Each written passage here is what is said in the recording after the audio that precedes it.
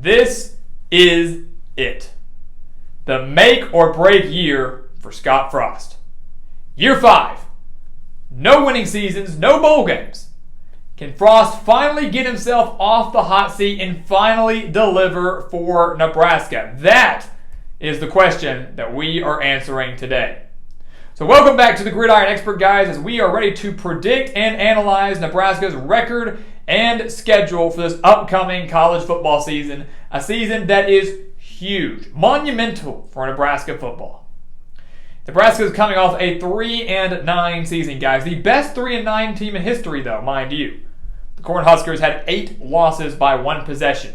8 losses by one possession. The one that wasn't only had a 9-point loss to Ohio State. The talent is there for Nebraska, but under Scott Frost, they haven't been able to put it all together. Again, he's entering year 5. No winning seasons, no bowl games. All he has to do is just do that now. His name is off the hot seat, and maybe Nebraska can start building under him.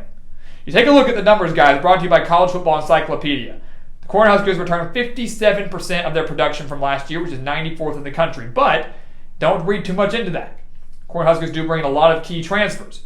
They were 20th in the nation offensively last year, guys. Not bad at all. And the beauty of that is they could be even better. They added a new quarterback in Casey Thompson, transferring in from Texas, where he threw for over 2,100 yards and 24 touchdowns last year, and that doesn't even include his dual threat capability. They're also working with a new offensive coordinator in Mark Whipple, who left Pittsburgh. Remember last year, Pittsburgh won the ACC and had a Heisman finalist in Kenny Pickett, who was a first-round NFL draft pick. They are loaded with running backs, guys. Nebraska averaged over 180 rushing yards per game. This is an offense that, again, could be even better than they were just last year. The defense is where they need a little bit of improvement.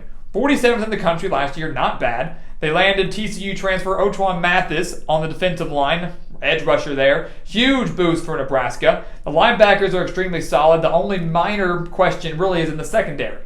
And I believe that will be fixed pretty quick. The talent is there, guys. This is it. This is the year that Nebraska, sure, they might not win the Big Ten West or anything, but this is the year they can finally break through, maybe have a winning season, and just finally get to a bowl game. We take a look at their schedule, guys. They open up the year in Ireland against Northwestern. That's going to be fun. Best week 0 game of the week, obviously. Best week 0 game there is in Ireland. It's going to be fun to watch. Great opportunity for both of these programs. And it's going to be even better for Nebraska because they're going to win. They beat Northwestern 56-7 last year. And while I don't necessarily think they win by 49 again, they're going to win comfortably over a Northwestern team that struggles. So 1-0 for Scott Frost in Nebraska. Better start than last year when they lost to Illinois on the road in week 0. So 1-0. We're going to make them 3-0 when they beat North Dakota and Georgia Southern. Neither of those games are going to be easy. Solid FCS team, solid Sun Belt team, know how to run the ball. Nebraska stops that. They're 3-0, and they get their first big-time test when they host Oklahoma. This could be the turning point of the year, guys. If they beat Oklahoma, it could spark something big at Nebraska. Spark a big run for the rest of the year. If they lose, it doesn't ruin everything, but it shows that maybe Nebraska isn't quite there yet. And the thing is, guys, I do think Nebraska loses this game. They fell to the Sooners 23-16 last year in Norman, a much closer game than many expected. It'll be the first true test for both of these teams, especially Oklahoma. New head coach in Brent Venables, now coming on the road to a hostile Nebraska environment. Old Big 12 matchup, it's going to be fun. It's going to be a fun week 3 matchup. But ultimately, guys, I believe Oklahoma's offense is too good. I believe Dylan Gabriel and that core of wide receivers, now under offensive coordinator Jeff Lebby, are going to be way too good for Nebraska's defense to stop. I think the Sooners can overcome the home field advantage that Nebraska will have, and their defense makes just a couple key plays down the stretch to get a close, narrow win over Nebraska for the second year in a row. So the Cornhuskers dropped their first game to Oklahoma. They are 3-1. They get a bye week, and I believe they come out of that bye week and win their next 2 to the point where they're 5-1. Should cruise past Indiana, and I wouldn't say they'll cruise past Rutgers because it is a road game on a Friday night, and Rutgers is improving, but I do think Nebraska's offense is starting to take form, and I think they're going to be able to exploit that Rutgers defense. This is one of those trap games where I would not be surprised in the slightest if Nebraska fell to the Scarlet Knights, but I think on both sides of the ball right now, especially from an urgency standpoint too, I think Nebraska is the better team. So I'm going to give them that edge over Rutgers. So 5-1, guys. An unbelievable start for Scott Frost in Nebraska. They need one more win. That's it. And they're finally going bowling. Finally going bowling. Well, unfortunately for them, they're not going to be able to clinch bowl eligibility against Purdue. They fell to the Boilermakers 28-23 last year at home. Now they have to go to West Lafayette, and Purdue is legit. Purdue is the real deal, guys.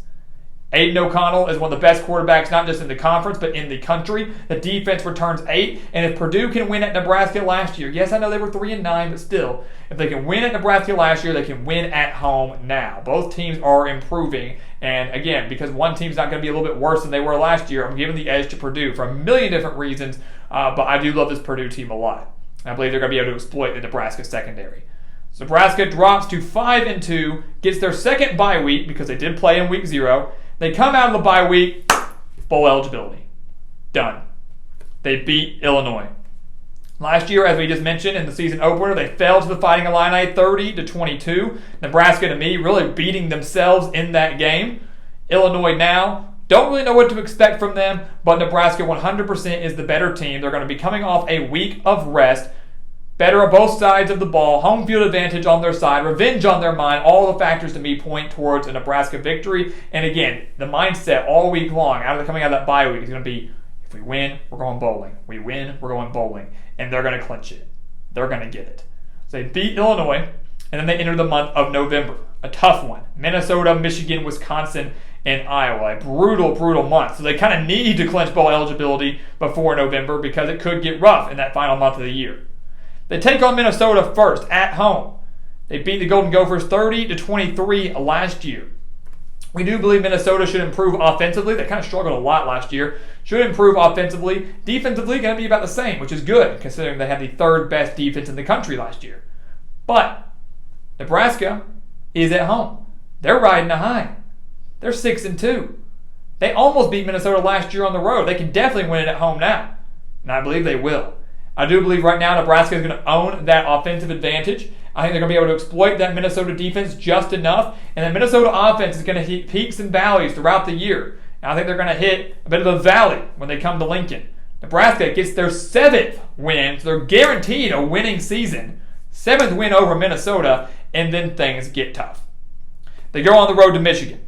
I believe they fall there. Ann Arbor is a very difficult place to play. Yes, Nebraska nearly won last year, 32-29 loss. Michigan, an eventual playoff team, the eventual Big Ten champions. But the Wolverines do have home field advantage here. The defense is going to be super strong once again. And that offense is one that should be even better than last year, the amount of players they have coming back. And last year, they were a top 25 unit.